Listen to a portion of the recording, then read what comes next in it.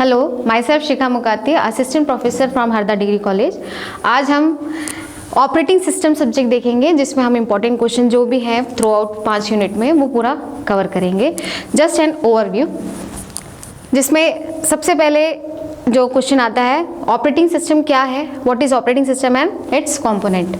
तो हम जैसे ऑपरेटिंग सिस्टम पढ़ना चाह रहे हैं, तो ऑपरेटिंग सिस्टम मेनली हमारे कंप्यूटर में एक ऐसा सिस्टम है जो जिसके थ्रू हम सारी चीज़ों को एक्सप्लेन कर सकते हैं। मतलब बिना ऑपरेटिंग सिस्टम के कभी भी कंप्यूटर आपका वर्क नहीं करेगा, वो सिर्फ एक हार्डवेयर या एक शो पीस के जैसा रहेगा।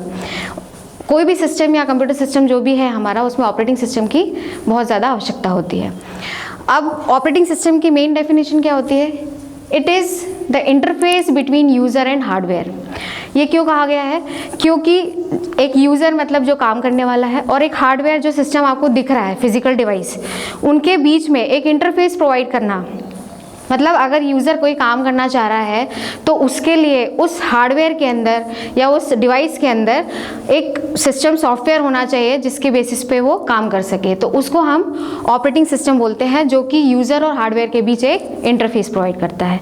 एक और इसकी डेफिनेशन हम बोल सकते हैं, this is the set of system programs. मतलब बहुत सारे जो सिस्टम के प्रोग्राम्स हैं उनका एक समूह है। क्या होता है, जैसे हम कोई भी काम करते हैं, इवन हम एक बटन भी प्रेस करते हैं, तो जो हार्डवेयर है या जो फिजिकल डिवाइस है वो तो नॉन लिविंग थिंग है, उसको क्या मालूम कि वहाँ पर क्या आना चाहिए। पर्टिकुलर हर एक इवेंट के लिए या हर एक बटन क्लिकिंग के लिए भी उसमें एक सिस्टम का प्रोग्राम बना हुआ रहता है। और ऐसे ही बहुत सारे प्रोग्राम्स का जो समूह या सेट होता है उसे हम ऑपरेटिंग सिस्टम बोलते हैं। तो इसकी दूसरी डेफिनेशन क्या हुई? सेट ऑफ सिस्टम प्रोग्राम्स, जिसको हम ऑपरेटिंग सिस्टम बोलते हैं। अब मैं एक बार रिवाइज करती हूँ। The interface between user and hardware is called operating system। ये पहली डेफिनेशन थी हमारी। या हम बोल सकते हैं the set of system programs is also called operating system। Clear है? इसके component feature, services, characteristics, management, whatever we can say. Operating system में क्या होता है कि कोई भी काम आप कर रहे हो तो उसका ओवरऑल पूरा ऑपरेट करना किसके थ्रू होता है? ऑपरेटिंग सिस्टम के थ्रू। और ऑपरेटिंग सिस्टम क्या है? बहुत सारे प्रोग्राम्स का समूह है या सेट है। तो उसके बेसिस पे जो कंपोनेंट हम बोल रहे हैं, वो कंपोनेंट क्या है कि वो क्या क्या मैनेज करता है या क्या क्या सर्विसेज वो प्रोवाइड करता है। तो उसमें बहुत सारी चीज़ें होती है, जैसे वो प्रोसेस को मैनेज करता है। प्रोसेस क्या होती है? प्रोसेस जो काम हम अभी कर रहे हैं, the work at running position is called process. अब जो काम हम अभी कर रहे हैं उसको भी मैनेज करना ज़रूरी होता है।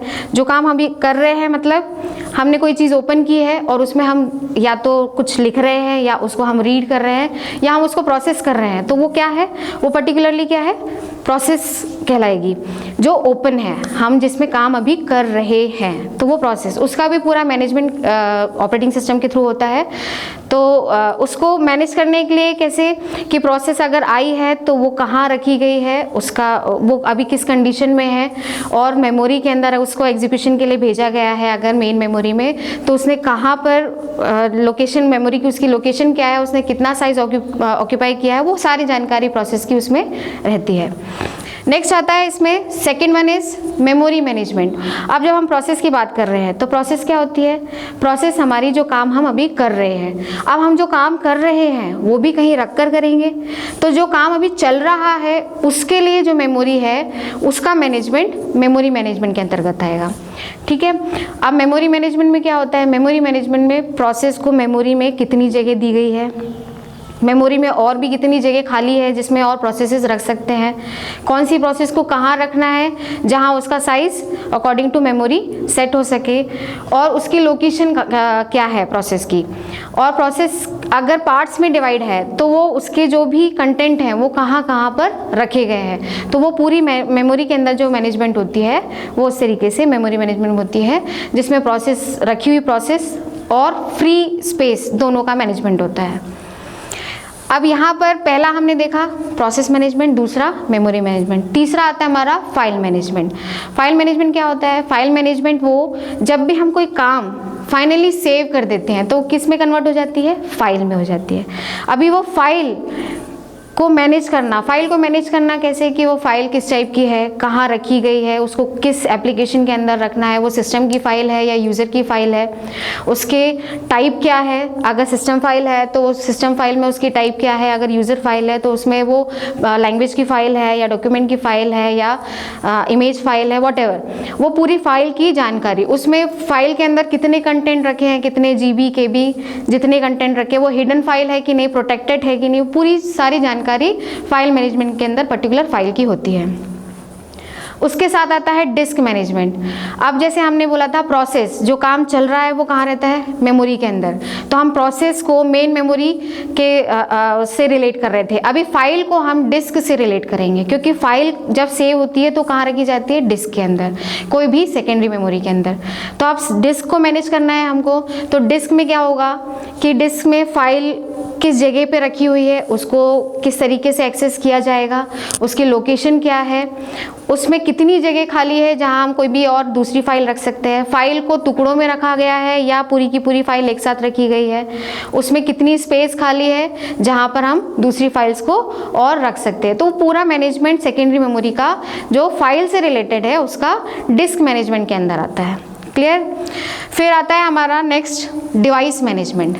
डिवाइस मैनेजमेंट ओवरऑल जो भी हमारे पास सिस्टम में डिवाइस दिख रहे हैं, जो हमारे अटैच हैं ऑलरेडी वो, और जो हम एडिशनल डिवाइस लगाते हैं, उसका पूरा मैनेजमेंट डिवाइस मैनेजमेंट के अंदर होता है। डिवाइस मैनेजमेंट क्या होता है? डिवाइस मैनेजमेंट में कोई भी डिवाइस जो आपस में कनेक्टेड है उसमें एक डिवाइस कंट्रोलर और ड्राइवर होता है। पर्टिकुलर हर एक डिवाइस का एक डिवाइस कंट्रोलर ड्राइवर होता है एक्सेप्ट CPU। अब वो क्या करता है, जो भी आप कंटेंट या डेटा दे रहे हो, इनपुट कर रहे हो, वो कहाँ जाना है वो डिसाइड करता है डिवाइस कंट्रोलर, और उसको पहुंचाने का काम कौन करता है, डिवाइस ड्राइवर। तो इस तरीके से डिवाइस मैनेजमेंट में जो भी आपकी डिवाइसेस हैं उनका पूरा मैनेजमेंट होता है। और कोई एडिशनल डिवाइस हम जोड़ते हैं तो उसमें एक इस तरीके से प्रॉम्प्ट आता है कि न्यू हार्डवेयर फाउंड। तो न्यू हार्डवेयर फाउंड मतलब उसमें जो एडिशनल डिवाइस आप जोड़ रहे हो उसके कंटेंट भी वो लास्ट ड्राइव में लाकर शो करता है। तो वो पूरी जो ओवरऑल मैनेजमेंट है डिवाइस का, कनेक्टिविटी से लेकर के आपके इनपुट को ट्रांसफर करना या डेटा को ट्रांसफर करना, वो ओवरऑल कहाँ जाता है, वो किसके थ्रू होता है, डिवाइस मैनेजमेंट के थ्रू। नेक्स्ट आता है इसमें हमारा सिक्योरिटी मैनेजमेंट। तो सिक्योरिटी मैनेजमेंट हमारा क्या होता है, सिक्योरिटी एक छोटे लेवल से लेकर बड़े लेवल तक की पूरी सिक्योरिटी ऑपरेटिंग सिस्टम के अंदर होती है, जिसमें छोटा लेवल हमारा क्या, कोई भी हमारा सिस्टम है जो पर्सनल सिस्टम है उसमें हम यूज़र ID पासवर्ड वगैरह लगाते हैं, और हम उसको कनेक्टिविटी में भी सिक्योर करते हैं कि कहीं इधर उधर कनेक्शन ना हो जाए, जो जगह है वहाँ कनेक्टिविटी हो। उसके अलावा ऑपरेटिंग सिस्टम क्या करता है, ऑपरेटिंग सिस्टम आपके फाइल कंटेंट्स जहाँ भी रखे जाने हैं वहीं रखता है। आप किसी भी एप्लीकेशन में फाइल बनाते हो तो आपका वो जो फाइल है वो उसी एप्लीकेशन में आप जाओगे तो मिल जाएगी आपको, ऐसे हर जगह नहीं ढूंढना पड़ता है। रिडंडेंसी नहीं होती फाइल की, कैसे नहीं होती, आप एक नाम से अगर पर्टिकुलर एक एप्लीकेशन में सेव कर रहे हो तो सेम नेम से आप दूसरी फाइल को नहीं सेव कर सकते, उसमें स्लाइड चेंज कर दोगे तो भी सेव हो जाएगा। मतलब यहाँ पर इस तरीके से छोटे लेवल की सिक्योरिटी से लेकर के बड़े लेवल तक की सिक्योरिटी, मतलब नेटवर्क लेवल की बात कर रहे हैं, तो नेटवर्क लेवल तक की सिक्योरिटी प्रोवाइड करता है ऑपरेटिंग सिस्टम, जिसमें क्रिप्टोग्राफी, ऑथेंटिकेशन, डिजिटल सिग्नेचर, ये सारी चीज़ें इंक्लूड है। ठीक है, नेक्स्ट आता है हमारा कंपोनेंट के अंदर ही सिक्योरिटी के बाद कम्युनिकेशन। कम्युनिकेशन में प्रॉपरली आप हर लैंग्वेज में कम्युनिकेट कर सकते हैं ऑपरेटिंग सिस्टम के अंदर, जिसको जिस भी वे में कम्युनिकेट करना है वो उस लैंग्वेज में उसमें कम्युनिकेट कर सकता है।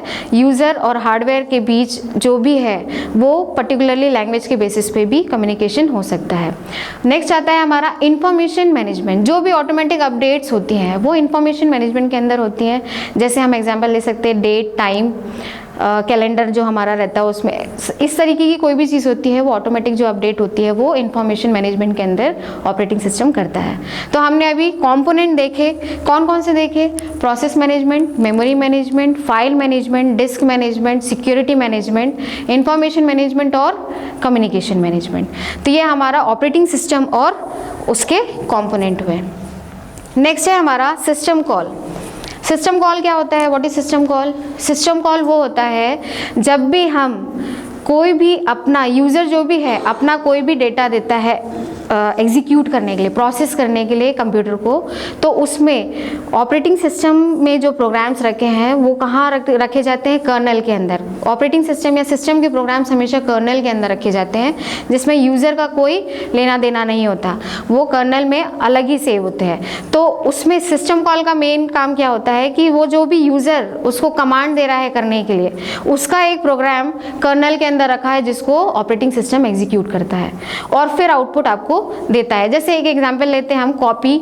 जैसे हमने कॉपी कमांड लिया है, कॉपी कमांड तो हमने राइट क्लिक किया, कोई भी कंटेंट कॉपी किया और उसको फिर जैसे हमने कॉपी पे क्लिक किया, कॉपी कमांड आता है हमारे पास राइट क्लिक में, तो कॉपी पे क्लिक किया तो सिस्टम कॉल तुरंत कर्नल में जाके उस कॉपी कमांड को एग्जीक्यूट करने के लिए बोलेगा और ऑपरेटिंग सिस्टम उसको एग्जीक्यूट कर देगा। तो इस तरीके से सिस्टम कॉल का काम होता है कि वो हर एक मैनेजमेंट के अंदर जो भी काम हो रहा है उसको कर्नल के अंदर जो प्रोसेस है उस काम से रिलेटेड उसको एग्जीक्यूट करने के लिए वहाँ तक इंफॉर्मेशन पहुँचाता है। नेक्स्ट आता है हमारा process state transition. Process state transition में क्या होता है, पहले तो हम देखते हैं प्रोसेस स्टेट क्या होता है। प्रोसेस स्टेट होता है न्यू, रेडी, रनिंग, हॉल्ट और सस्पेंड। ये प्रोसेस स्टेट्स होती हैं। प्रोसेस स्टेट मतलब किस स्थिति में अभी प्रोसेस काम कर रही है। क्यों बोला मैंने, क्योंकि हम बात कर रहे हैं अभी प्रोसेस की। तो यहाँ पर न्यू मतलब जब हमने जैसे ही प्रोसेस कोई नई ओपन की तो उसको न्यू स्टेट बोलते हैं प्रोसेस की, जिसमें प्रोसेस क्रिएट होती है। सेकेंड कंडीशन आती है हमारी रेडी, जिसमें हम कुछ भी उसको इनपुट देते हैं, कोई भी चीज़ हम टाइप करते हैं या कुछ भी ऐसा काम करते हैं जो कि इनपुट आउटपुट डिवाइस से रिलेटेड होता है, तो वो रेडी कंडीशन होती है प्रोसेस स्टेट की।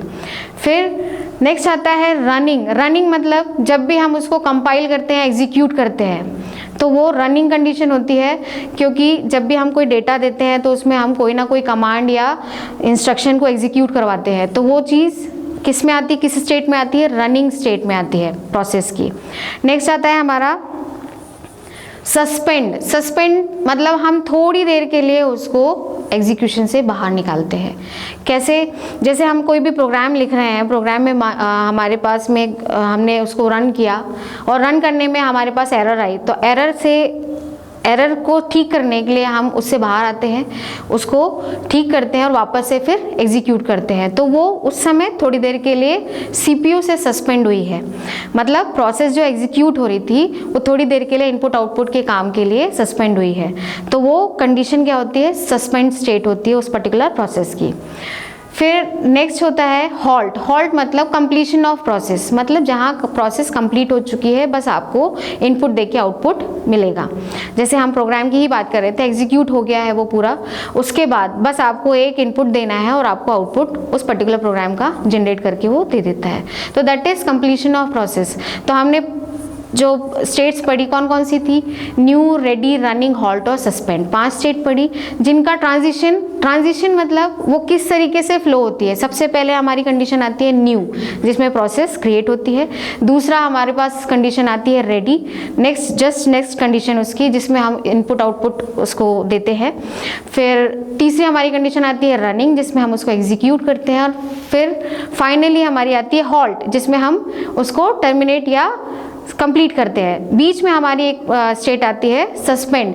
अगर वो प्रोसेस सस्पेंड हुई है तो वो अलग स्टेट में जाएगी सस्पेंड में, नहीं तो वो कंटिन्यूस में ये 4 स्टेट में काम करेगी। और नहीं तो सस्पेंड में अगर आई है तो सस्पेंड में इनपुट आउटपुट करके उसी जगह से रिज्यूम होगी जिस जगह से वो सस्पेंड हुई है।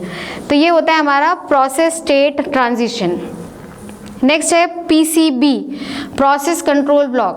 प्रोसेस कंट्रोल ब्लॉक क्या होता है, प्रोसेस कंट्रोल ब्लॉक मतलब जब भी हम कोई प्रोसेस क्रिएट करते हैं तो उसका एक ऑटोमेटिकली ब्लॉक क्रिएट हो जाता है, जिसके अंदर उसकी पूरी इंफॉर्मेशन फीड होती है, जिसके थ्रू प्रोसेस को कंट्रोल किया जाता है। उसमें बहुत सारे जो पॉइंट्स हैं वो इस तरीके से हैं, जैसे प्रोसेस आईडी मतलब पर्टिकुलर एक यूनिक नंबर प्रोसेस का जो सिस्टम में उसको अलग से दिया हुआ है।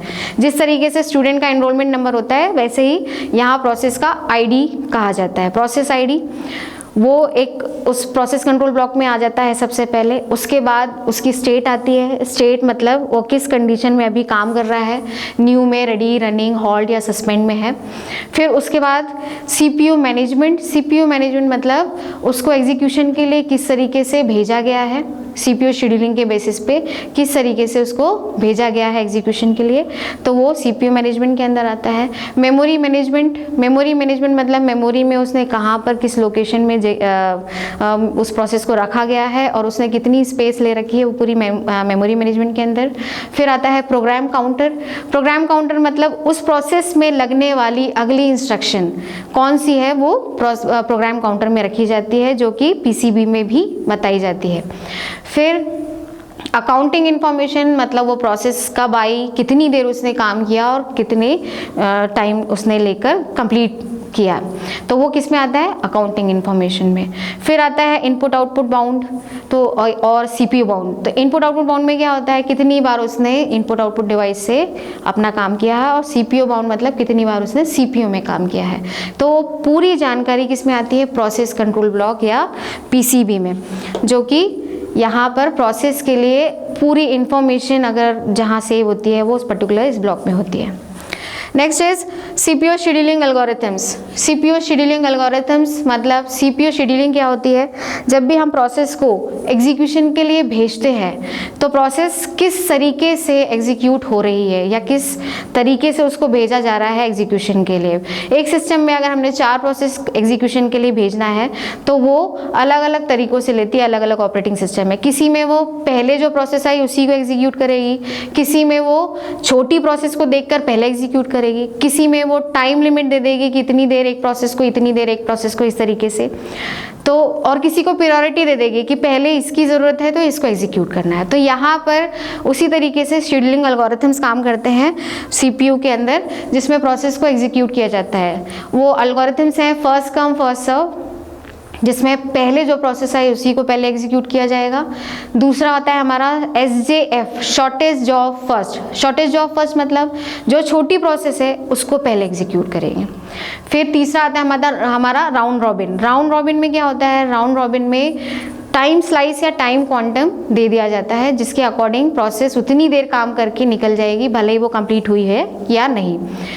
फिर उसके बाद आता है हमारा प्रायोरिटी। प्रायोरिटी मतलब हमारे पास जो प्रोसेस दी हुई है उसमें किसको हाई प्रायोरिटी दी है, उस बेसिस पे वो उसको एग्जीक्यूट करता है। जिसकी ज़्यादा हाई प्रायोरिटी है उस प्रोसेस को वो पहले एग्जीक्यूट करेगा। और लास्ट में आता है हमारा MLQ, मल्टी लेवल क्यू, जिसमें पूरे सिस्टम में किस तरीके से प्रायोरिटी या किस तरीके से जो प्रोसेसेस हैं उनको हैंडल किया जाता है या एग्जीक्यूट किया जाता है। तो ये हमारे किस में आ गए, शेड्यूलिंग एल्गोरिथम्स में आ गए। ठीक है। फिर inter process communication and synchronization. Next topic है हमारा inter process communication and synchronization. अब हमारी बात हो रही है प्रोसेस जब भी सिस्टम में काम करती है तो उसको आपस में कम्युनिकेट करना पड़ता है। जैसे हमारे पास 2 मोड होते हैं सिस्टम के अंदर, यूज़र मोड और कर्नल मोड। यूज़र मोड मतलब यूज़र ने जो भी अपना प्रोग्राम दिया है उसके बेसिस पे सिस्टम के अंदर जो प्रोग्राम है वो एग्जीक्यूट होगा।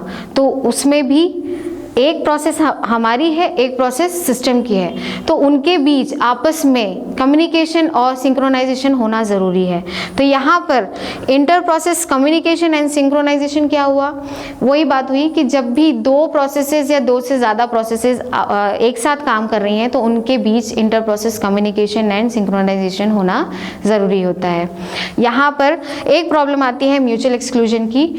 म्यूचुअल एक्सक्लूजन क्या है हमारा, म्यूचुअल एक्सक्लूजन मतलब जब भी हम प्रोसेस को एग्जीक्यूशन के लिए देते हैं या प्रोसेस काम कर रही होती है 2 प्रोसेस या 3 प्रोसेस एक साथ, तब उसमें रिसोर्स अवेलेबल कराया जाता है। अब रिसोर्स में पर्टिकुलर अगर 2 प्रोसेस एक ही रिसोर्स की डिमांड कर रही हैं तो उस जगह पे क्या होता है, म्यूचुअल एक्सक्लूजन की कंडीशन होती है और वो दोनों प्रोसेस रुक जाती हैं। तो उसको हटाने के लिए इंटर प्रोसेस कम्युनिकेशन और सिंक्रोनाइजेशन के अंदर सीमा फॉर करके एक जो क्रिटिकल सेक्शन के अंदर प्रोग्राम बनाया जाता है, जिसमें जो भी प्रोसेस, दो प्रोसेसेस एक साथ काम कर रही है, उनमें एक को होल्ड और एक को वर्किंग में डाला जाता है। जब भी वो लोग आपस में कम्युनिकेट करती है तो एक प्रोसेस ऑटोमेटिकली होल्ड करती है और दूसरी अपने आप काम करना शुरू कर देती है। तो इस तरीके से ये हमारा inter process communication and synchronization होता है। नेक्स्ट है हमारा डेडलॉक स्ट्रेटजीज।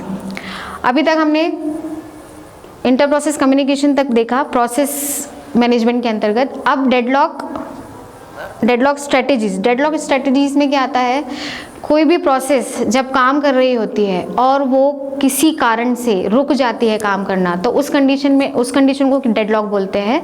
ये कंडीशंस कब आती है, जब रिसोर्स की अवेलेबिलिटी ख़त्म हो जाती है, तब ये कंडीशन आती है। तो वहाँ पर डेडलॉक होता है। डेडलॉक एक्चुअली में प्रोसेस का रुक जाना। बहुत सारी प्रोसेसेस अगर काम कर रही हैं तो एक के बाद एक प्रोसेस रुक जाती है, काम करना बंद कर देती है क्योंकि उनको रिसोर्स अवेलेबल नहीं हो पाता। उस कंडीशन में डेडलॉक होता है। अब डेडलॉक स्ट्रेटजीज में हमारे पास पहला जो है डेडलॉक ऑकरेंस कैसे होता है, मतलब डेडलॉक किस तरीके से होता है। तो डेडलॉक की 4 मेन ऑकरेंस कंडीशंस हैं। पहला होता है म्यूचुअल एक्सक्लूजन, दूसरा हमारा नॉन प्रीएम्पशन, तीसरा हमारा होल्ड एंड वेट और चौथा सर्कुलर वेट। तो ये 4 जो कंडीशन है ये डेडलॉक जनरेट करती हैं या डेडलॉक इनके कारण होता है। सबसे पहले जो म्यूचुअल एक्सक्लूजन की बात कर रहे हैं, तो म्यूचुअल एक्सक्लूजन में मैंने अभी बताया था inter process communication and synchronization में कि म्यूचुअल एक्सक्लूजन में जब भी दो प्रोसेस एक ही रिसोर्स की डिमांड कर रही हैं तो उस समय उस कंडीशन में ये होता है कि दोनों प्रोसेस में किसको रिसोर्स दिया जाए, तो उस कंडीशन में दोनों प्रोसेस काम करना बंद कर देती हैं। तो वो कंडीशन होती है म्यूचुअल एक्सक्लूजन की कंडीशन, उसके कारण भी डेडलॉक होता है। नेक्स्ट कंडीशन आती है हमारी डेडलॉक होने की, वो है नॉन प्रीएम्पशन। बहुत बार क्या होता है, नॉन प्रीएम्पशन और प्रीएम्पशन 2 टाइप की प्रोसेसेस होती हैं। तो नॉन प्रीएम्प्टिव प्रोसेस हम जो बोलेंगे वो क्या होती है, एक बार हम उसको एग्जीक्यूशन के लिए अगर भेज देते हैं तो वो जब तक कंप्लीट नहीं होती वो बाहर नहीं आती, उस प्रोसेस को हम बोलते हैं नॉन प्रीएम्प्टिव प्रोसेस। और प्रीएम्प्टिव प्रोसेस ऐसी होती हैं जिसको एग्जीक्यूशन के दौरान भी बीच में से निकाला जा सकता है, तो वो प्रीएम्प्टिव प्रोसेस कहलाती है।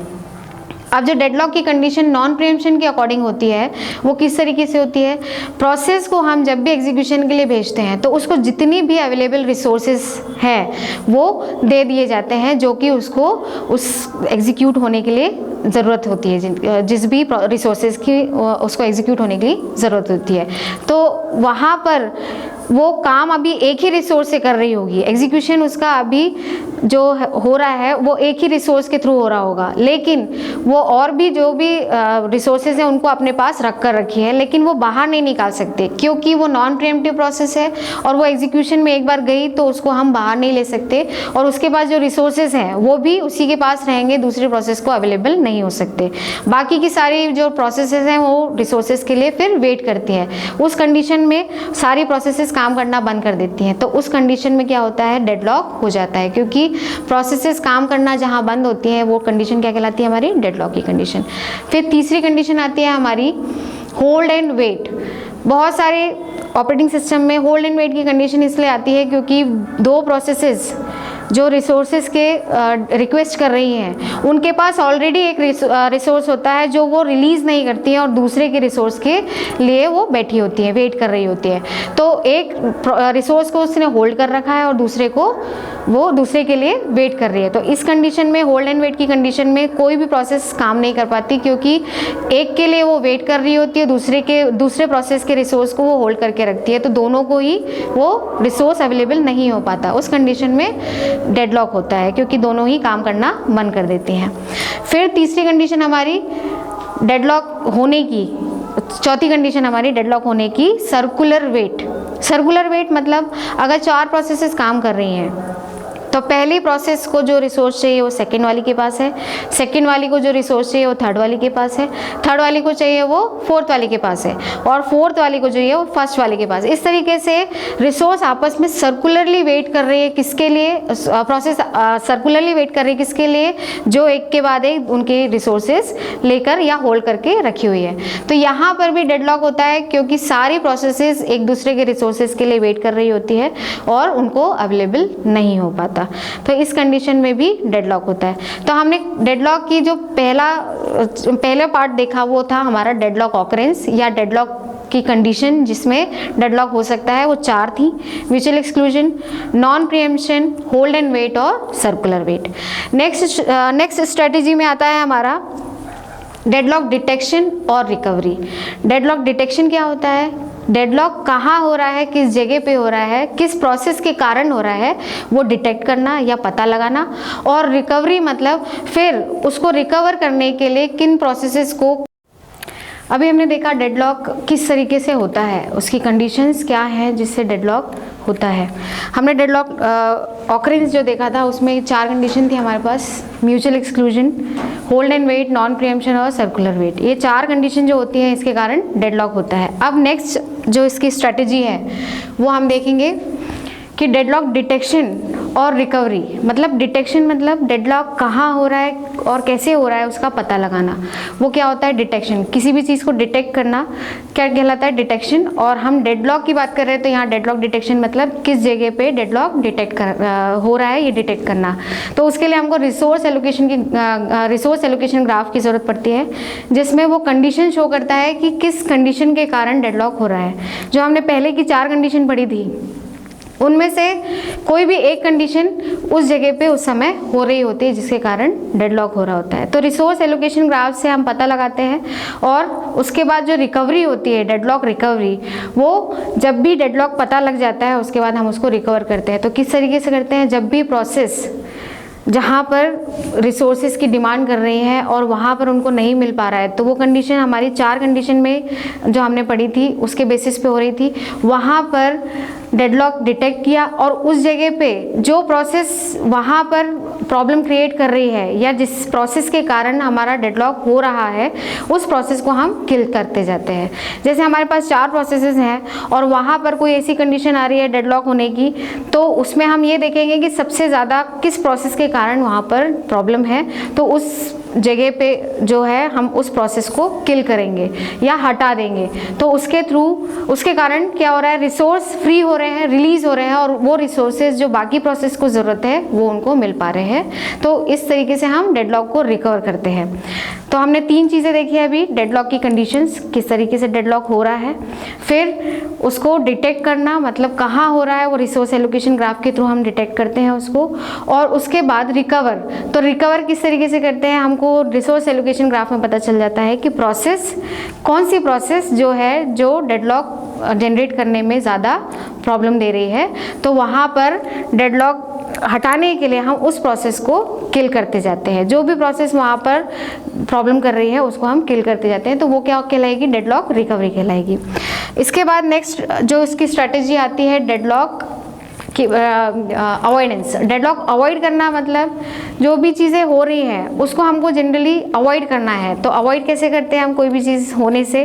कि हम क्या करेंगे, हमको मालूम है कि 4 प्रोसेस अगर हम देंगे तो हो सकता है कहीं ना कहीं डेडलॉक हो सकता है, तो हम एट अ टाइम एक प्रोसेस को एग्जीक्यूट करेंगे, या हम प्रोसेस जो रिसोर्सेज हैं जो कि डेडलॉक में प्रोसेस को ज़रूरत पड़ रही है उस जगह पे हम रिसोर्स की इंस्टेंस बढ़ा देंगे ताकि वो हर एक प्रोसेस को अवेलेबल हो सके।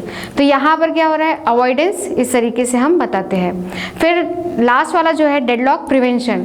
तो प्रिवेंशन में प्रिवेंशन क्या? रोकथाम। रोकथाम मतलब जो हमारी 4 कंडीशन आ रही है डेडलॉक की जिसके थ्रू डेडलॉक हो रहा है, उन 4 कंडीशन को हम किस तरीके से प्रिवेंट कर सकते हैं। तो पहली कंडीशन है म्यूचुअल एक्सक्लूजन वाली। म्यूचुअल एक्सक्लूजन में क्या हो रहा था? 2 प्रोसेस जब एक ही रिसोर्स की डिमांड कर रही हैं और उनको दोनों को वो नहीं मिल पा रही है, उस समय क्या हो रहा था? डेडलॉक हो रहा था। तो यहाँ पर प्रिवेंशन के लिए हम क्या कर सकते हैं? या तो हम रिसोर्स के इंस्टेंस बढ़ा दें या एट अ टाइम एक प्रोसेस को एग्जीक्यूट करें। तो यहाँ पर उसको एक प्रोसेस को हमको किल करना पड़ेगा। जनरली ये हम नहीं कर पाते, ये सिर्फ थ्योरेटिकल है, प्रैक्टिकली ये पॉसिबल नहीं हो पाता। तो यहाँ पर प्रिवेंशन थोड़ा मुश्किल होता है। सेकेंड वाला जो है हमारा non pre-emptive process. Non pre-emptive या नॉन प्रीएम्पशन जो कंडीशन थी हमारी, उसमें हम क्या कर रहे थे? जब भी प्रोसेस को एग्जीक्यूशन के लिए भेज रहे हैं तो हम उसको बीच में नहीं निकाल सकते। जो उसके पास रिसोर्सेज अवेलेबल हैं उनको वो रिलीज़ नहीं कर सकती क्योंकि वो कंप्लीट नहीं हुई है। तो इस कंडीशन में भी यहाँ पर प्रिवेंशन थोड़ा मुश्किल होता है क्योंकि जहाँ कंटिन्यूस एलोकेशन मेथड होती है या जहाँ कंटिग्यूअस एलोकेशन किया जाता है, उस जगह पे कभी भी नॉन प्रीएम्प्शन प्रोसेस को एग्जीक्यूशन के लिए जब भेजते हैं तो वो जब तक कंप्लीट नहीं होती बाहर नहीं आती और वो रिलीज नहीं कर सकती रिसोर्सेज को। तो ये भी थोड़ा थ्योरेटिकल होता है, प्रैक्टिकली इसको हम कम कर पाते हैं प्रिवेंट। फिर तीसरा आता है हमारा होल्ड एंड वेट की कंडीशन। होल्ड एंड वेट की कंडीशन में भी ये होता है कि दो प्रोसेसेस आपस में एक दूसरे के रिसोर्सेज के लिए वेट कर रही है और उनके रिसोर्सेज को होल्ड कर रखा है। तो यहाँ पर जो प्रोसेस के पास जो रिसोर्स है उसको हम या तो ये बोल सकते हैं कि वो रिलीज करे तभी हम उसको नई रिसोर्स अवेलेबल करा सकेंगे, लेकिन ये जनरली पॉसिबल नहीं हो पाता। इसमें भी यहाँ पर ये प्रैक्टिकली बहुत कम यूज़फुल होता है। तो यहाँ पर तीन जो कंडीशन है उनको प्रिवेंट करना थोड़ा मुश्किल होता है। सर्कुलर वेट की कंडीशन को हम प्रिवेंट कर सकते हैं। वो किस तरीके से कर सकते हैं, जैसे एक दूसरे के रिसोर्सेज के लिए सारी प्रोसेसेस वेट कर रही है, तो यहाँ पर सर्कुलरली वेट कर रही है, तो हमने रिसोर्सेज के इंस्टेंस प्रोवाइड किए प्लस उनको टाइम दे दिया, टाइम स्लाइस दे दिया कि इतनी देर ये रिसोर्स इस प्रोसेस के पास होगी, उतनी देर के बाद वो दूसरे प्रोसेस के पास स्विच हो जाएगी, फिर तीसरे के पास, फिर चौथे के पास। तो इस तरीके से क्या है, जब भी उस रिसोर्स की अवेलेबिलिटी होगी वो प्रोसेस उसको एग्जीक्यूट उस रिसोर्स के बेसिस पे एग्जीक्यूट हो जाएगा। तो यहाँ पर सर्कुलर वेट की कंडीशन ऐसी होती है जिसको हम मेनली प्रिवेंट कर सकते हैं, बाकी की जो कंडीशंस होती हैं उनको प्रिवेंट करना थोड़ा मुश्किल होता है। तो ये हमारी जो डेडलॉक स्ट्रेटेजीज थी कौन कौन सी थी। सबसे पहले डेडलॉक किस तरीके से हो रहा है उसकी कंडीशंस, ऑकरेंस। फिर दूसरी जो थी हमारी डेडलॉक डिटेक्शन, हम उसका पता लगाते हैं कहाँ हो रही है, किसके थ्रू लगाते हैं, रिसोर्स एलोकेशन ग्राफ के थ्रू। तीसरा रिकवरी मतलब जब भी डेडलॉक हो रहा है तो प्रोसेसेस जो उसमें प्रॉब्लम क्रिएट कर रही हैं हम उनको किल करते जाते हैं, इस तरीके से हम रिकवर करते हैं। फिर अवॉइडेंस मतलब हम ऐसी कंडीशन ही ना आने दें जिससे डेडलॉक हो रहा है। तो हम एट अ टाइम एक प्रोसेस को एग्जीक्यूट कर रहे हैं या हम बहुत सारे रिसोर्सेज को एक प्रोसेस को अवेलेबल करा रहे हैं, तो ये सारी चीज़ें अवॉइडेंस के अंदर में आती है, जनरली डेडलॉक को अवॉइड करना। फिर लास्ट वाली जो कंडीशन थी हमारी प्रिवेंशन, उसमें जो 4 कंडीशन थी जिनके कारण डेडलॉक हो रहा था उनको प्रिवेंट करने की कोशिश। तो वहाँ पर 3 हमने देखी थी जो थोड़ा मुश्किल होता है जिनको प्रिवेंट करना, लेकिन जो लास्ट कंडीशन थी सर्कुलर वेट की वो प्रिवेंट हो सकती है। तो ये हो गया हमारा डेडलॉक स्ट्रेटेजी। ये मोस्ट इंपॉर्टेंट क्वेश्चन है, ये हर एग्जाम में आता ही है। नेक्स्ट क्वेश्चन है हमारा कंटिग्यूअस मेमोरी मैनेजमेंट। अभी जो हम बात कर रहे थे, अभी हम प्रोसेस की बात कर रहे थे, अब हमारा मेमोरी मैनेजमेंट की बात हो रही है। तो यहाँ पर मेमोरी मैनेजमेंट मतलब कोई भी प्रोसेस को हम जब भी एग्जीक्यूशन के लिए भेजते हैं तो पर्टिकुलरली फिजिकल मेमोरी में वो एग्जीक्यूट होने के लिए जाती है, तो उस मेमोरी का मैनेजमेंट किया जाता है। अब उसमें ये मैनेजमेंट 2 तरीके से होती है, एक कंटिग्यूअस एक नॉन कंटिग्यूअस। अभी हम देखेंगे कंटिग्यूअस मेमोरी मैनेजमेंट, जिसमें प्रोसेस को हम किस तरीके से एग्जीक्यूशन के लिए रखते हैं।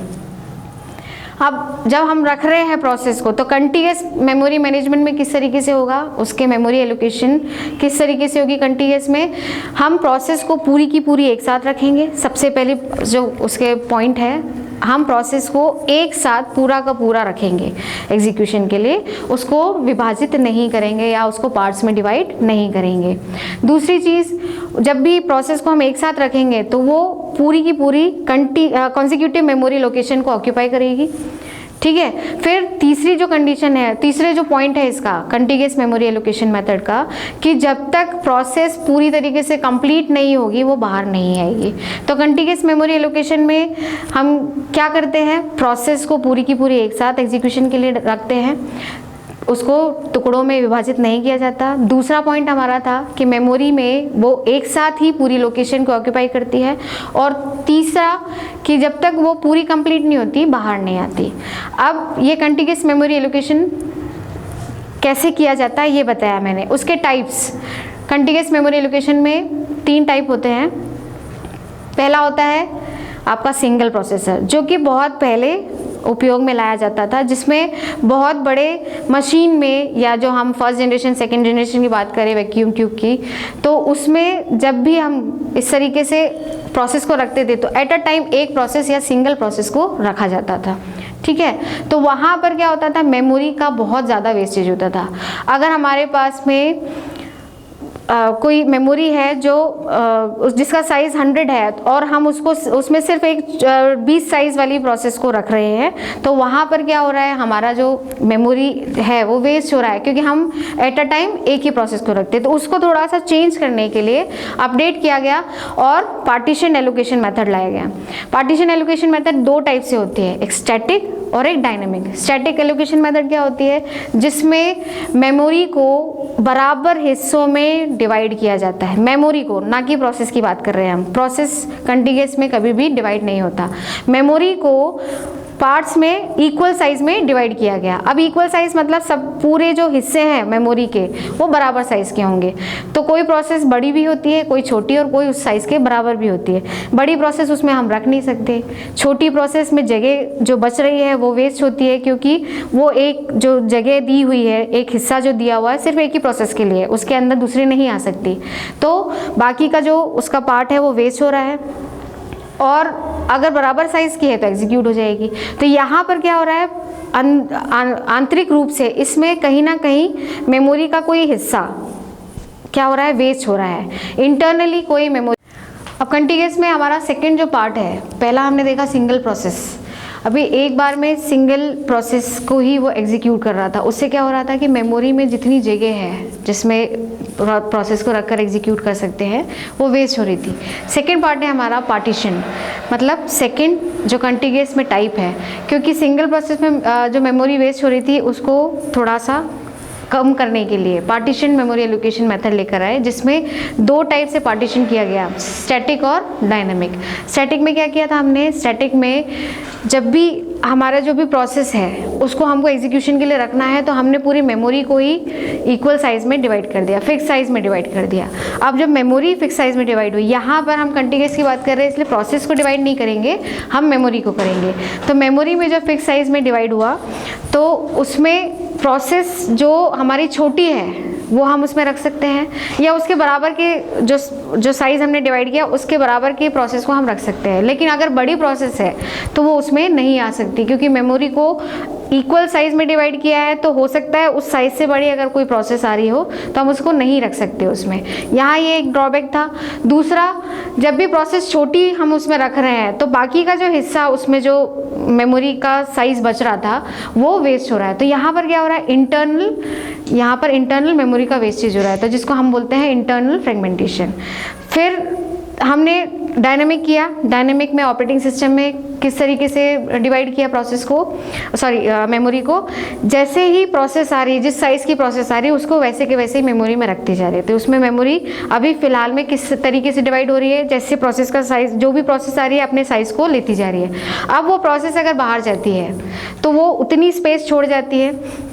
मान लो किसी प्रोसेस का साइज़ 30 है, 30 है, तो वो अगर एग्जीक्यूट होकर डी एलोकेट हो रही है तो वहाँ पर वो 30 साइज़ का जो मेमोरी का हिस्सा है वो छूट रहा है। अब वहाँ पर अगर हम 20 साइज़ की प्रोसेस को रखते हैं तो अभी हमारे पास 10 साइज़ वाला जो मेमोरी का हिस्सा है वो क्या हो रहा है, वेस्ट हो रहा है। वहाँ पर हम दूसरी प्रोसेस अगर वो 20 साइज़ की है तो हम उसको नहीं रख पाएंगे। मतलब यहाँ पर भी कुल मिला के क्या हो रहा है, इंटरनली कहीं ना कहीं मेमोरी का वेस्टेज हो रहा है, छोटे छोटे टुकड़े उसके वेस्ट हो रहे हैं। तो यहाँ पर भी इंटरनल फ्रेगमेंटेशन हो रहा है। तो हमारा जो इंटरनल फ्रेगमेंटेशन होता है मेनली कहाँ होता है, पार्टीशन मेमोरी एलोकेशन मेथड में होता है। नेक्स्ट हमारा जो तीसरा पार्ट है कंटीग्यूअस मेमोरी एलोकेशन मेथड का, वो है कॉम्पैक्शन या रीलोकेशन। इसमें क्या किया गया, यहाँ पर जो हमने प्रोसेसेस रखी थी एग्जीक्यूशन के लिए, जितनी भी है, जहाँ भी टुकड़ों में मेमोरी वेस्ट हो रही है उनको अलग करके वो प्रोसेसेस को सारे को साथ में रख रहे हैं। तो हम क्या कर रहे हैं, एक जैसी चीज़ को एक साथ रख रहे हैं। ऐसे ही हमने जो भी टुकड़े जो बचे थे जो वेस्ट हो रहे थे इंटरनली, उसको हम क्या कर रहे हैं, एक साथ फ्री स्पेसेस को साथ में रख रहे हैं। तो यहाँ पर वो सारे छोटे छोटे टुकड़े मिलकर एक बड़ा हिस्सा बना देते हैं जिसमें हम कुछ प्रोसेसेस रख सकते हैं। लेकिन अगेन यहाँ पर क्या प्रॉब्लम आ रही है, यहाँ हमारे पास मान लो फ्री स्पेसेस पूरे मिलाकर जो हमने इकट्ठे किए उनको मिलाकर हमारे पास 50 साइज हो रहा है, और उसमें अगर हमारे पास 30 साइज की प्रोसेस आती है, हम उसको रखते हैं तो बाकी का जो 20 साइज है मेमोरी का वो क्या हो रहा है, वेस्ट हो रहा है। उसमें अगर हम नेक्स्ट कोई प्रोसेस आती है 30 साइज की तो नहीं रख सकते।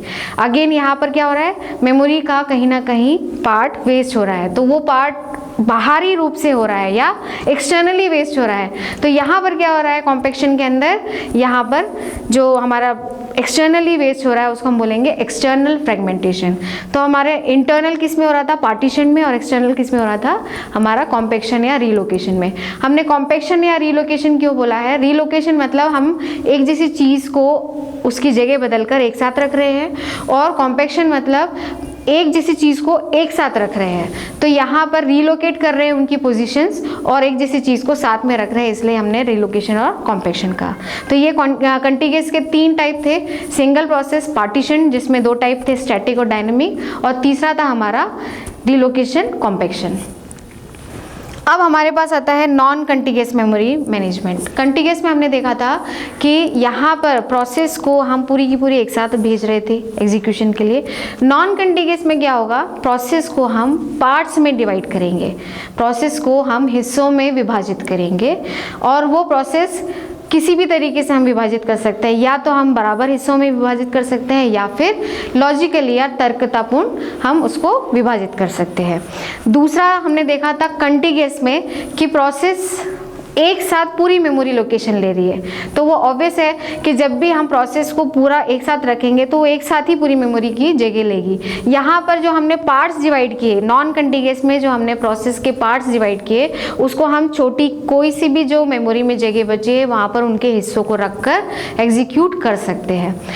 ठीक है, अभी तीसरा जो था उसमें प्रोसेस पूरी कंप्लीट होगी तब बाहर आएगी, या पूरी कंप्लीशन के बाद, एग्जीक्यूशन होने के बाद में ही प्रोसेस बाहर आएगी।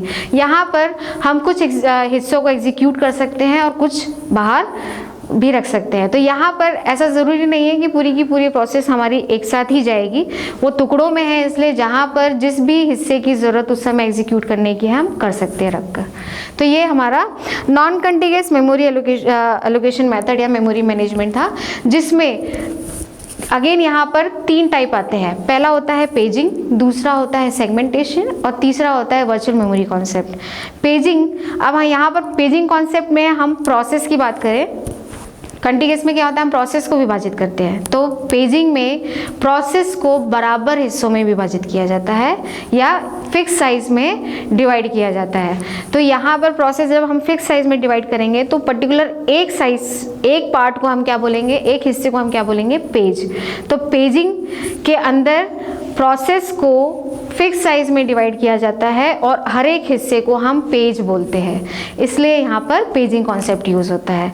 अब पेजिंग कॉन्सेप्ट मेनली क्या होता है, उन पेजेस को, क्योंकि हमने हिस्सों में डिवाइड किया और उनको क्या नाम दिया है, पेजेस, उन पेजेस को एड्रेस मैप किया जाता है, या हम बोले फिजिकल मेमोरी में एग्जीक्यूशन के लिए किस तरीके से भेजा जाता है, वो पेजिंग कॉन्सेप्ट कहलाता है। और सेगमेंटेशन जो सेकेंड पार्ट है हमारा नॉन कंटीगस में, सेगमेंटेशन में हमेशा प्रोसेस को तर्कतापूर्ण या लॉजिकली डिवाइड किया जाता है, मतलब पूरे प्रोसेस में जो एक जैसी चीज़ें हैं उनके हिसाब से उनको विभाजित किया जाता है। अब जब हम एक जैसी चीज़ों को साथ में रखेंगे तो ज़रूरी नहीं कि उनका साइज़ एक जैसा हो, तो सेगमेंटेशन में कभी भी पूरे हिस्सों का साइज़ एक जैसा नहीं होता, और जो भी हमने प्रोसेस को डिवाइड किया लॉजिकली सेगमेंटेशन के अंदर, उनको हम बोलते हैं सेगमेंट्स। अब यहाँ पर भी सेम कॉन्सेप्ट है। अब इन सेगमेंट्स को हम फिजिकल मेमोरी में किस तरीके से एग्जीक्यूशन के लिए भेजेंगे या एड्रेस मैप करेंगे, वो क्या कहलाता है, सेगमेंटेशन कॉन्सेप्ट। क्लियर है। तीसरा हमारा आता है virtual memory concept. Virtual memory concept यहाँ पर बहुत ही अच्छा एक कॉन्सेप्ट है, जिसमें यहाँ पर प्रोसेस को, जो हमारी प्रोसेस हमने दी है वो अगर मेमोरी में एग्जीक्यूशन के लिए रखना है और वो साइज़ मेमोरी के साइज़ से बड़ा है, उस पर्टिकुलर प्रोसेस का साइज़ मेमोरी के साइज़ से बड़ा है, तो हम क्या करते हैं, उसको डिवाइड करके और कहाँ रखते हैं, सेकेंडरी मेमोरी में। जनरली यूज़र को ये रहता है कि कोई भी आप काम कर रहे हो जिसको हम सेव कर रहे हैं वो कहाँ जा रहा है, सेकेंडरी मेमोरी में। लेकिन यहाँ पर वर्चुअल मेमोरी कॉन्सेप्ट में मेन मेमोरी में ही प्रोसेस को डिवाइड करते हैं, जो कि उस मेन मेमोरी के साइज से बड़ी प्रोसेस है, और उसके पार्ट्स को कहाँ रखा जाता है, सेकेंडरी मेमोरी में, और वहाँ से फिर डायनेमिक लिंक और लोड करके एग्जीक्यूशन के लिए भेजा जाता है। तो यहाँ पर वर्चुअल मेमोरी कॉन्सेप्ट क्या होता है, बड़ी प्रोसेस जो कि मेमोरी के साइज से बड़ी प्रोसेस है उसको एग्जीक्यूट किया जाता है। यहाँ पर सेम कॉन्सेप्ट है, नॉन कंटिग्यूअस है, इसका मतलब हम प्रोसेस को डिवाइड करते हैं। अब इसमें आता है demand paging, virtual memory concept के अंदर डिमांड पेजिंग, डिमांड सेगमेंटेशन और पेज सेगमेंटेशन। तो डिमांड पेजिंग क्या होता है? डिमांड पेजिंग मतलब ये कि जब भी हम प्रोसेस को एग्जीक्यूट करना चाह रहे हैं तो हम पहले उसको पेजेस में डिवाइड करेंगे, फिक्स साइज में डिवाइड करेंगे, फिर उन पेजेस को कहाँ रखा जाएगा? सेकेंडरी मेमोरी में। क्यों? क्योंकि ये जो प्रोसेस है ये मेमोरी के साइज से बड़ी है, उसको सेकेंडरी मेमोरी में रखेंगे। वहाँ से फिर जब भी उसको रन टाइम पे उस पर्टिकुलर पेज की ज़रूरत है तो वो उसको वहाँ डायनेमिकली उठाएगा एग्जीक्यूशन के लिए। तो यहाँ पर उस समय डिमांड पेजिंग इसलिए कहा गया है क्योंकि वो रन टाइम पे उस पेज को उठाकर और एग्जीक्यूट करता है। तो ये होता है डिमांड पेजिंग कॉन्सेप्ट। सेकेंड है हमारा डिमांड सेगमेंटेशन। सेम चीज़, प्रोसेस को सेगमेंट्स में डिवाइड किया जाता है लॉजिकली, फिर उस सेगमेंट्स को कहाँ रखा जाता है? सेकेंडरी मेमोरी में। अगेन मैं बोलूँगी वर्चुअल मेमोरी कॉन्सेप्ट में हमेशा प्रोसेस मेमोरी के साइज से बड़ी होती है, इसलिए उसके हिस्से कहाँ रखे जाते हैं? सेकेंडरी मेमोरी में। अब वहाँ से उस सेगमेंट को उठाकर हमको एग्जीक्यूट करना है कब? रन टाइम पे, क्योंकि वो रन टाइम पे ही सेकेंडरी मेमोरी से उस सेगमेंट को उठाएगा। तो वहाँ पर क्या कहलाता है? वो डिमांड सेगमेंटेशन। क्यों? क्योंकि डिमांड किया हुआ सेगमेंट सेकेंडरी मेमोरी से उठाकर उसको एग्जीक्यूट करना है, तो वो डिमांड सेगमेंटेशन कॉन्सेप्ट कहलाता है। फिर हमारा जो तीसरा है, लास्ट वन, जो वर्चुअल मेमोरी कॉन्सेप्ट के अंदर है, वो है हमारा पेज सेगमेंटेशन। यहाँ पर और भी ज़्यादा फ़ायदा क्या है कि हम छोटे से छोटे मेमोरी के हिस्से को यूज़ कर सकते हैं। किस तरीके से? पहले हम पूरी प्रोसेस को सेगमेंट्स में डिवाइड करते हैं, तर्कतापूर्ण मतलब लॉजिकली जो भी हमारा एक जैसी चीज़ें हैं उनको हम अलग अलग करके रखते हैं। तो वो साइज़ वेरी करता है सेगमेंट्स का। अब उन सेगमेंट्स को, हर एक सेगमेंट को हम फिक्स साइज में डिवाइड कर देते हैं। तो अब वो जो एक एक सेगमेंट है वो अलग अलग किन में डिवाइड हो गए हैं? पेजेस में डिवाइड हो गए हैं। तो एक सेगमेंट के अंदर अगर हमने 3 हिस्से किए हैं इक्वल साइज के, तो वो क्या कहलाएंगे? सेगमेंट 1 के पेज 1, पेज 2 और पेज 3, इस तरीके से। तो वो बहुत छोटा सा आपका क्या रहेगा?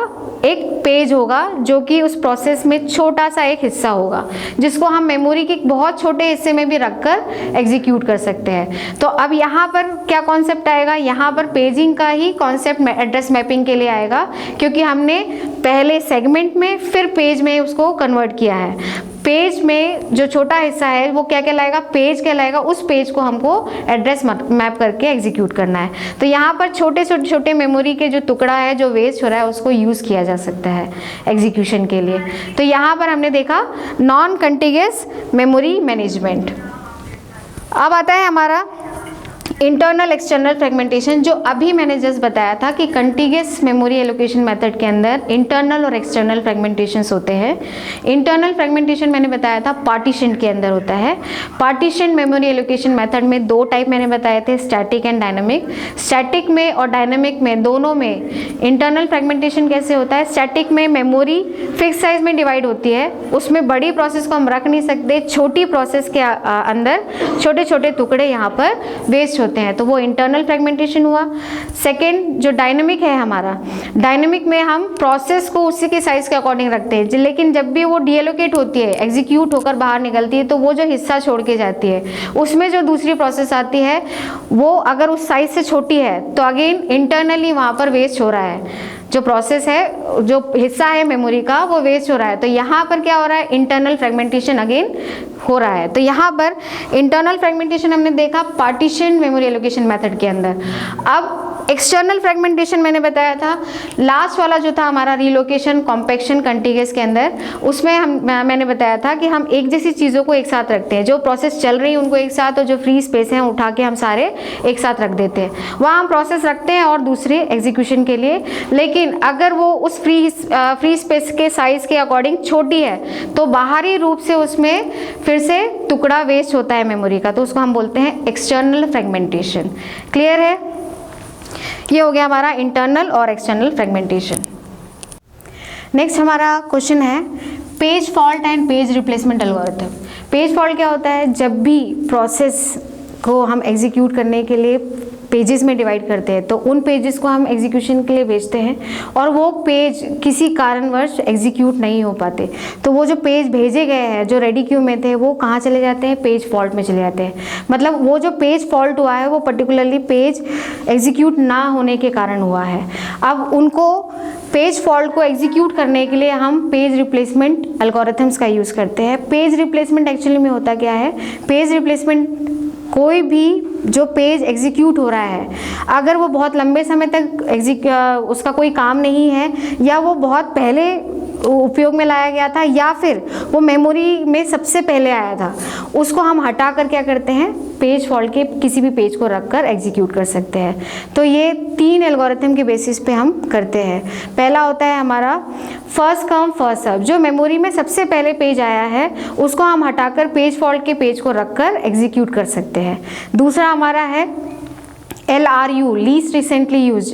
लीस्ट रिसेंटली यूज क्या होता है, जिसका अभी अभी उपयोग कम हुआ है एग्जीक्यूशन के टाइम, तो उस पेज को हम हटाते हैं मेमोरी से और उसके बाद हम किसको रख देते हैं, पेज फॉल्ट के पेज को, जिसके कारण वो एग्जीक्यूट हो सके। फिर तीसरा आता है हमारा पेज रिप्लेसमेंट एल्गोरिथम में ऑप्टिमल, OPT। ये ऑप्टिमल में हमेशा जो भी पेज जिसका उपयोग बहुत बाद में होना है एग्जीक्यूशन के लिए, उसको हम हटाकर और पेज फॉल्ट के किसी भी पेज को रख सकते हैं एग्जीक्यूशन के लिए। तो इस तरीके से हम पेज रिप्लेसमेंट एल्गोरिथम से पेज फॉल्ट फ्रीक्वेंसी कम कर सकते हैं।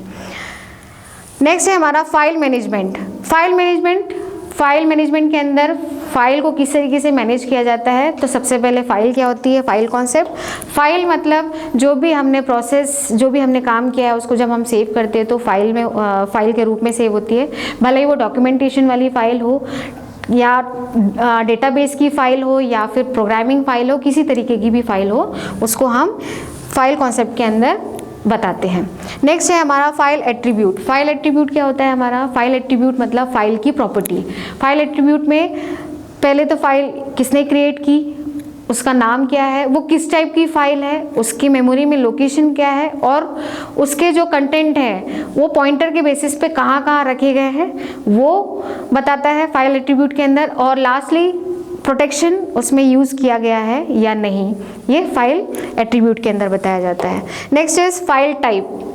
फाइल टाइप से ही मैंने बताया था, फाइल टाइप हम किस तरीके से बताते हैं, जब भी हम कोई फाइल सेव करते हैं तो उसके आगे डॉट करके एक्सटेंशन लिखा होता है। एक्सटेंशन क्या होता है, जैसे हम एग्जांपल लेते हैं C++ की फाइल हमने सेव की तो हम कोई नाम देते हैं, उसके बाद डॉट लगा रहता है और आगे लिखा रहता है CPP, तो .cpp ये बताता है कि वो किस टाइप की फाइल है, प्रोग्रामिंग फाइल है प्लस वो C++ प्रोग्रामिंग लैंग्वेज की फाइल है।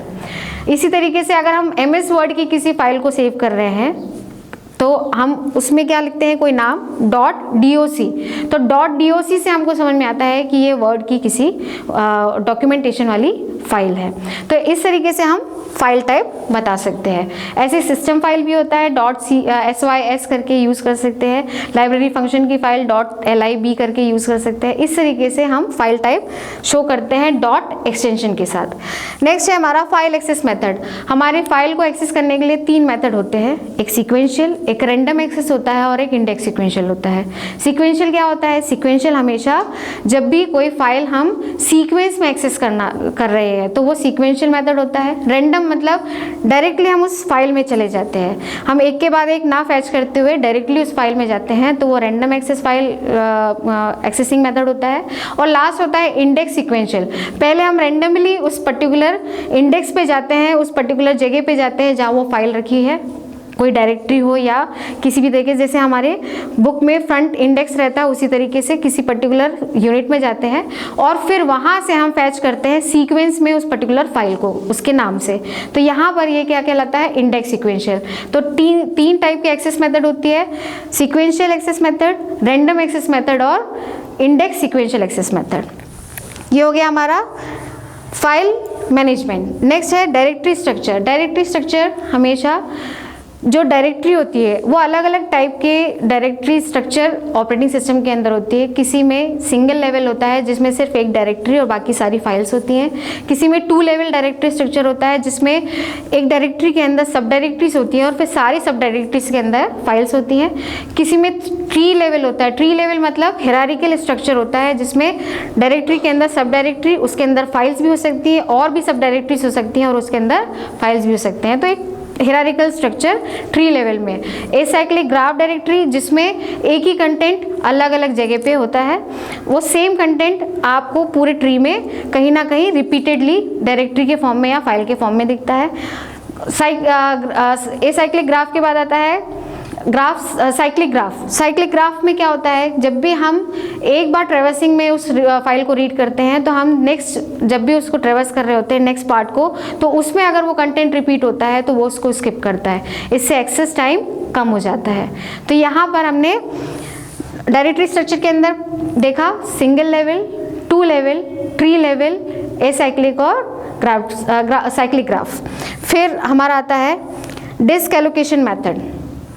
डिस्क एलोकेशन मेथड क्या होता है हमारा? डिस्क एलोकेशन मेथड जैसे हमने सीपीयू में मेमोरी एलोकेशन मेथड देखा था कि प्रोसेस को हम रखने के लिए किस तरीके से रखेंगे, कैसे एलोकेट करेंगे प्रोसेस को मेमोरी के अंदर। सेम यहाँ डिस्क में फाइल को हम किस तरीके से रखेंगे। वहाँ पर भी कंटीग्यूअस नॉन कंटीग्यूअस था मेमोरी के अंदर भी, और यहाँ पर भी कंटीग्यूअस और नॉन कंटीग्यूअस है। यहाँ पर भी फाइल को किस तरीके से रखा जाए ताकि मेमोरी का हम ज़्यादा से ज़्यादा, सेकेंडरी मेमोरी या डिस्क का हम ज़्यादा से ज़्यादा उपयोग कर सके। कंटीग्यूअस सेम, फाइल को डिवाइड नहीं किया जाता, पूरी की पूरी फाइल एक साथ एक ही जगह पे रखी जाती है। और नॉन कंटीग्यूअस में फाइल को ब्लॉक्स के फॉर्म में, टुकड़ों में डिवाइड किया जाता है और उसके कंटेंट अलग अलग मेमोरी के हिस्सों में जहाँ भी जगह दिख रही है उसके कंटेंट को रखा जाता है। कंटीग्यूअस में 2 टाइप होते हैं, बेस्ट फिट और फर्स्ट फिट। बेस्ट फिट और फर्स्ट फिट ये 2 टाइप कंटीग्यूअस के होते हैं, जिसमें फर्स्ट फिट में जहाँ भी फ्री स्पेस रहता है सबसे पहला उसी में वो फाइल को रख देता है, और बेस्ट फिट में जहाँ उस साइज फाइल के साइज के अकॉर्डिंग जगह मिलती है पूरे उसमें फ्री स्पेसेस को चेक करता है और फिर उसमें रखता है। नेक्स्ट है नॉन कंटीग्यूअस। नॉन कंटीग्यूअस में मैंने बताया फाइल को डिवाइड करके उसके ब्लॉक्स को अलग अलग हिस्सों में रखते हैं। तो इसमें 2 टाइप होते हैं, एक लिंक्ड एलोकेशन होता है जिसको हम चेनिंग भी बोलते हैं, और एक होता है इंडेक्सिंग।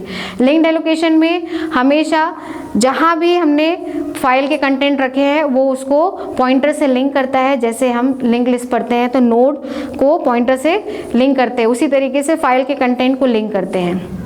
और इंडेक्स एलोकेशन में पर्टिकुलरली एक नोड, एक ब्लॉक के अंदर में पूरे फाइल के कंटेंट की लोकेशन रहती है, जिसको भी हम फैच करना चाहें आराम से कर सकते हैं। Disk scheduling algorithm. नेक्स्ट है डिस्क शेड्यूलिंग एल्गोरिथम। यहाँ पर डिस्क को शेड्यूल किया जाता है किस तरीके से प्रोसेस या हम फाइल के कंटेंट किस लोकेशन में रखें और उसको किस तरीके से वो एक्सेस कर सकेगा। तो ये डिस्क शेड्यूलिंग एल्गोरिथम के अंदर आता है। डिस्क को शेड्यूल करना मतलब कोई भी फाइल के कंटेंट कहाँ रखे हैं उसको हम एक्सेस करते हैं, फैच करते हैं। तो यहाँ पर सबसे पहले आता है हमारा फर्स्ट कम फर्स्ट सर्व, जिसमें हम सबसे पहले जो भी लोकेशन आती है उस फाइल के कंटेंट को सबसे पहले वो उठा के देता है। फिर shortest seek time first. Shortest seek time first में क्या होता है, जो उस लोकेशन के जस्ट पास वाली लोकेशन है वो उसको पहले फैच करता है। नेक्स्ट आता है स्कैन। स्कैन में वो सबसे पहले जो पुराने उसकी लोकेशन से उनको फैच करता है और सबसे पहली वाली पोजीशन में जाता है जहाँ से ट्रैक 0 स्टार्ट होता है। उसके आगे फिर वो कंटिन्यूएशन में उस फाइल के कंटेंट को जहाँ भी वो रखी हुई है उसकी लोकेशंस को आगे फैच करता है। नेक्स्ट आता है उसका सी लुक या लुक। लुक में हमेशा वो ओवरऑल पूरे दोनों फर्स्ट ट्रैक से लेकर 0 ट्रैक से लेकर के लास्ट ट्रैक तक की वो पूरा स्कैन करता है। तो यहाँ पर वो पहले पूरे जितने भी लोकेशंस है उनको वो पहले जो पहले के हैं लोकेशंस उनको फैच करेगा, फिर आगे बढ़ेगा और जो बाद की उस फाइल के लोकेशंस है उनको फैच करेगा। तो यहाँ पर डिस्क शेड्यूलिंग एल्गोरिथम हमने देखी, FCFS, SSTF, scan, C scan, C look या लुक, ये सेम नेम है, सी लुक या लुक दोनों एक जैसे हैं। Last one is operating system security and protection. Operating system security and protection में हम ऑपरेटिंग सिस्टम की सिक्योरिटी या प्रोटेक्शन की बात करते हैं एक सिस्टम लेवल से लेकर के नेटवर्क लेवल तक। सिस्टम लेवल में प्रोटेक्शन क्या होती है, हमारी यूज़र आईडी पासवर्ड वगैरह जो भी रहती है, हम उसमें फिजिकली जो कनेक्टेड डिवाइसेस हैं उनको हम सिक्योर कर सकते हैं, प्रोटेक्ट कर सकते हैं, और दूसरे जो यूज़र हैं उनको उसको यूज़ करने से मना कर सकते हैं। इस तरीके से हम पर्सनली हम प्रोटेक्ट कर सकते हैं अपने पीसी को। और अगर हम सिक्योरिटी की बात करें तो हम नेटवर्क लेवल पे भी उसको सिक्योर कर सकते हैं बाय ऑथेंटिकेशन और क्रिप्टोग्राफी के थ्रू। क्रिप्टोग्राफी मतलब एक कोड होता है जो नेटवर्क में फ्लो होता है ताकि एक यूज़र जो सेंडर है और रिसीवर है उन्हीं के बीच में वो डेटा सेफ रहे, बाकी बीच में कोई उसको मिसयूज़ ना कर सके। डिजिटल सिग्नेचर्स जो बैंकिंग में यूज़ किया जाता है। पासवर्ड आईडी तो आपको मालूम ही है। फिर आजकल नई चीज़ें चल गई हैं, जैसे हम थंब इम्प्रेशन लेते हैं, रेटिना का इम्प्रेशन लेते हैं, तो उस तरीके से हम नेटवर्क लेवल पे भी सिक्योरिटी प्रोवाइड कर सकते हैं। तो यहाँ हमने देखे इंपॉर्टेंट क्वेश्चंस जो ऑपरेटिंग सिस्टम सब्जेक्ट में जनरली एग्जाम में आते हैं। Thank you.